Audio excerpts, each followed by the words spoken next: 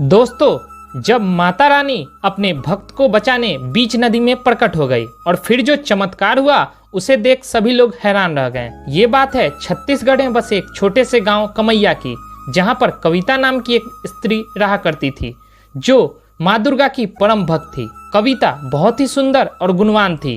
उसके घर के दरवाजे पर आए किसी भी गरीब और भूखे को खाली पेट जाने नहीं देती थी और वह मदद के लिए हमेशा तैयार रहती थी। कविता के गांव का हर एक व्यक्ति इस आचरण से प्रभावित था और कविता जहां भी जाती हर जगह उसे सम्मान मिलता। माता रानी की कृपा से जल्द ही कविता को एक सुयोग्य वर मिला जो सुंदर और धनवान भी था, जिसका नाम अमित था। कविता अपने पति के साथ बहुत खुश थी। दोनों की जिंदगी सही तरीके से गुजर रही थी। अमित कंपनी में सीनियर मैनेजर के पोस्ट पर था। एक बार उस कंपनी में एक लड़की का अपॉइंटमेंट होता है। वह लड़की अमित के पद और पैसे दोनों से प्रभावित थी। वह किसी तरह अमित को अपना दोस्त बना लेती है। धीरे धीरे उनकी दोस्ती एक नया रूप ले लेती है। अब तो अमित रोज घर देर आने लगा था। कविता रोज देर आधी रात तक अमित का इंतजार करती। उसने कितनी बार अमित से इसका कारण भी पूछने की कोशिश की। अब वो रोज देर से घर क्यों आते हैं, तो अमित ज्यादा काम होने का बहाना बना देता। अब तो हालत इतनी खराब हो गई थी कि अमित छुट्टी वाले दिन भी कविता को समय नहीं दे पाता था, क्योंकि हर समय वह अपने फोन पर बिजी रहता था। हद तो तब हो गई जब अमित के जन्मदिन वाले दिन कविता अमित के लिए रात को मेहनत से कई सारे पकवान बनाए। अमित को खुश करने के लिए अपने घर खर्च के बचाए पैसे से उसने उपहार भी अमित के लिए लिया। परंतु उस दिन अमित करीब 1 बजे के समय अपने घर पर आता है। अमित का इंतजार करते करते दरवाजे के पास कुर्सी पर बैठे कविता को नींद की झपकी आ जाती है। जब अमित घर आया तो उसने घर की डोरबेल बजाई, परंतु कविता के नींद में होने के कारण कुछ देर बाहर उसे इंतजार करना पड़ गया। जब अचानक कविता की नींद टूटी तो उसने डोरबेल की आवाज़ सुनी तो वह तुरंत दरवाजा खोलने भागी। उधर अमित बहुत गुस्से में था। दरवाजा खुलते ही अमित कविता को देखा और गुस्से में उस पर हाथ चला दिया। वैसे तो अमित कोई बहाना ढूंढ रहा था कि कविता से कैसे भी छुटकारा मिल जाए ताकि वह उस ऑफिस वाली लड़की से शादी कर सके। उसने कविता पर गलत आरोप लगाकर और उसे डराकर घर से बाहर निकाल दिया। अपने पति के द्वारा इस तरह अपमानित होने पर लगा कि कहीं कविता की ही गलती होगी। वह रोते हुए नदी किनारे चली गई और वहां उस नदी में कूद गई। जब वह नदी में डूब रही थी तो अंतिम समय में माता रानी को याद किया। दोस्तों, धीरे धीरे वो पानी में डूबती जा रही थी।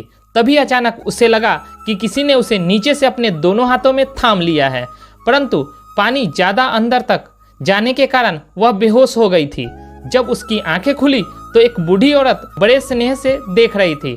उस बूढ़ी औरत की आंखों में और चेहरे पर एक अलग सी चमक थी। वह बूढ़ी औरत कविता को अपनी झोपड़ी के पास ले गई और 2 दिनों तक कविता को अपनी बेटी की तरह सेवा किया और फिर तीसरे दिन कविता को कहा कि तुम अपने पति के घर चली जाओ।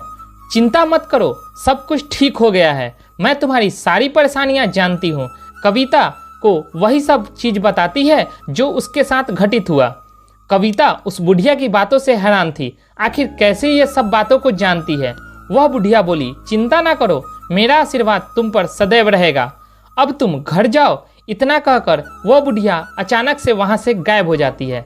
कविता यह चमत्कार देखकर हैरान थी। उसे कुछ समझ ही नहीं आ रहा था, परंतु तभी उसके दिमाग में कुछ खटका और धीरे धीरे वो सब कुछ जानने लगी।